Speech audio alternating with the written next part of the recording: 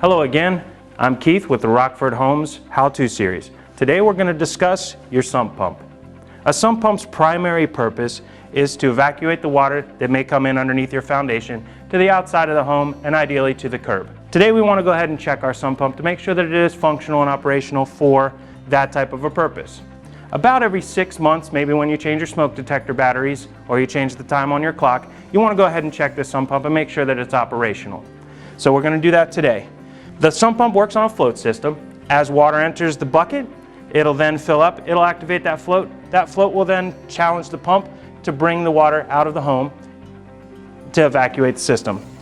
The way that you test it is you can either use several small buckets or you can use a larger bucket in the case that I have.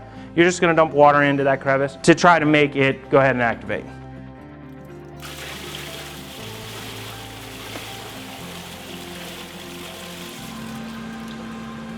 So now that we've tested the pump and that we know that it's operational, we'll go ahead and put the cover back on. I'll take a moment to note that there is a backflow valve prevention here.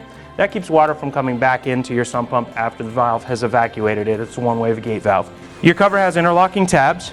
Those interlocking tabs are going to line up with tabs that are cut into the top of your sump pump pit.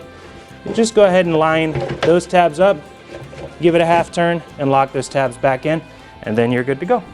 A good bit of information to tell you about the sump pump is that in the event that there's a lot of snow and ice and the temperature drops below freezing for a good period of time, the sump pump evacuation tube can freeze underground. And in that case, we've included a plug here that you can remove. You may need a wrench to get it loosened up originally, but then you'll loosen this plug up, and when your sump pump kicks on, then it'll evacuate the water straight out of the side of your home.